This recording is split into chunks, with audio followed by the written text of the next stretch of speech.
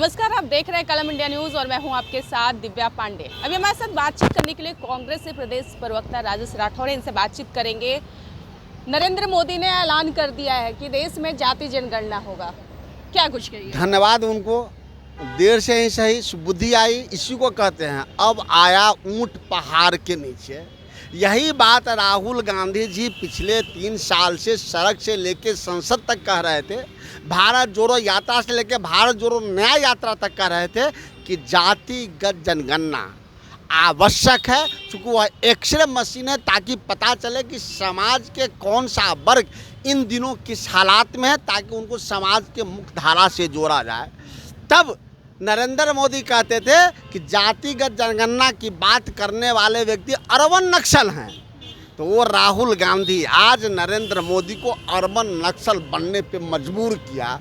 लेकिन बिहार प्रदेश अध्यक्ष भाजपा के दिलीप जायसवाल ने चुटकी लेते हुए कहा है कि ये 3 साल पहले की संसद की ये है कि जब जातिगत जनगणना को लेकर आप लोग कह रहे हैं कि विपक्ष के सामने एनडीए झुक गई है।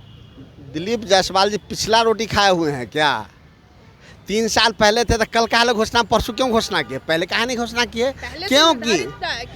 जातिगत जनगणना होगा और विपक्ष इसे समर्थन दे रहे हैं, तो हर फैसले पर सरकार के विपक्ष को समर्थन देना चाहिए। 24 दिसंबर 2019 को नरेंद्र मोदी ने कैबिनेट में एक प्रस्ताव लाया जिसमें कहा कि जनगणना कराने के लिए 8,500 करोड़ की बजट की ज़रूरत है। अब गृह मंत्रालय जो जनगणना कराती है उनके पास मात्र इस काम के लिए 527 करोड़ रुपया है। तब जबकि जनगणना के लिए अब जातिगत जनगणना करानी है, लगभग 15,000 करोड़ से ऊपर का इसमें राशि लगेगा। क्या सरकार ने कोई टाइम फ्रेम किया है, कोई बजट आवंटित की है? आप बताइए, जिसमें लगभग 15,000 करोड़ का खर्च है तो मात्र 527 करोड़ से कैसे होगा? और आई तो बहुत पहले पास था। इसीलिए दिलीप जायसवाल अपने आका के अनुरूप झूठ बोलने में कंपटीशन कर रहे हैं, लेकिन सबको पता है कि सामाजिक न्याय की लड़ाई लड़ने वाले राहुल गांधी के सामने अंततः नरेंद्र मोदी को सरेंडर करना पड़ा और जातिगत जनगणना की कहना क्या चाह रहे हैं कि नरेंद्र मोदी को सरेंडर करना पड़ा राहुल गांधी के सामने? कहना क्या चाह रहे हैं? खुल के बोलिए ना। खुल के बोल रहे हैं कि करने का मतलब समझ रहे हैं, एकदम समझ रहे हैं। जनता के सामने बड़े बड़े को सरेंडर होना पड़ता है तो नरेंद्र मोदी है। नरेंद्र मोदी कहते थे ना कि जो जातिगत जनगणना की बात करते हैं वो अर्बन नक्सल हैं। अर्बन नक्सल बनने पे राहुल गांधी और सामाजिक न्याय के लोगों ने मजबूर तो किया उनको। अच्छा, जातिगत जनगणना के लिए सत्ता पक्ष से हो या विपक्ष से है, सभी लोग सहमत जता रहे हैं, समर्थन भी दे रहे हैं। लेकिन अगर जिस तरीके से पहलगाम में अटैक हुआ है, आतंकी हमला करके गए हैं, 28 नागरिकों की जान गई है, उसमें न जात पूछा, न धर्म पूछा, नाम पूछ के मार दिया, तो फिर जातीय जनगणना होता है तो फिर तो जात पात को बांटने की कोशिश में लगेगा। सबको तो पता चलेगा ना।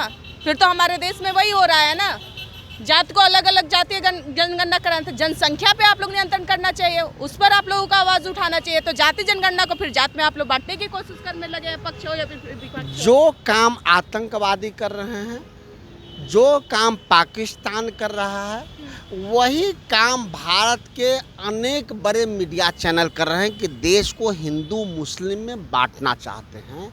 जातिगत जनगणना और जात पे आधारित आरक्षण ये बाबा साहब भीमराव अंबेडकर का देन है और हम इस बात को स्वीकार करते हैं कि आज भी समाज के अनेक पिछड़ा वर्ग, अनेक SC ST के लोग, आदिवासी और सवर्ण के भी एक बड़ा वर्ग समाज के मुख्य धारा से नहीं जुड़ पाया है, जिसके लिए एक्सरे जरूरी है जाति जनगणना के रूप में कि कौन से समाज कहाँ छुटा हुआ है, ताकि हम उनको मुख्य धारा से जोड़ पाए और हम एकजुटता के साथ न केवल पाकिस्तान से, हम अमेरिका के सामने भी अपनी चुनौती को देने को तैयार रहेंगे। सवाल तो नरेंद्र मोदी जी से पूछना चाहिए। पासवान ने भी कल प्रेस कॉन्फ्रेंस कर उन्होंने जाति जनगणना को लेकर समर्थन दिया और नरेंद्र मोदी को आभार व्यक्त किया है।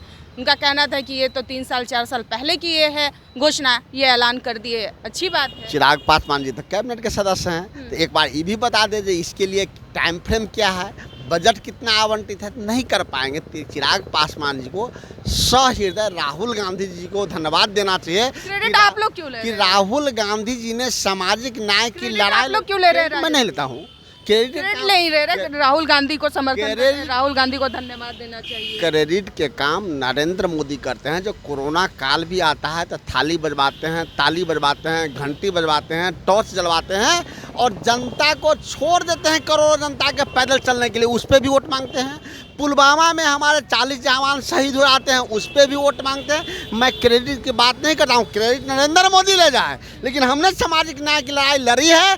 अंततः नरेंद्र मोदी को झुक के सामाजिक न्याय के सामने जातिगत जनगणना की बात स्वीकारनी पड़ी। चलिए, बहुत बड़ी बात कह दी कि नरेंद्र मोदी जो हमारे देश के प्रधानमंत्री हैं वो राहुल गांधी के सामने सरेंडर कर दिए। तो कहीं ना कहीं खुले तौर पे कांग्रेस की तरफ से ये कहा जा रहा है कि नरेंद्र मोदी यानी बीजेपी को हर हाल में राहुल गांधी हो या फिर तेजस्वी यादव, विपक्ष के तमाम जितने भी कद्दावर नेता हैं सभी के सामने सरेंडर करना पड़ा, यानी कि झुक जाना पड़ा। खैर, आपकी क्या प्रतिक्रिया है कि हमारे देश में जातीय जनगणना होनी चाहिए या नहीं? इस पर अपनी कमेंट जरूर दर्ज कीजिएगा। फिलहाल हमारे साथ बने रहे, धन्यवाद।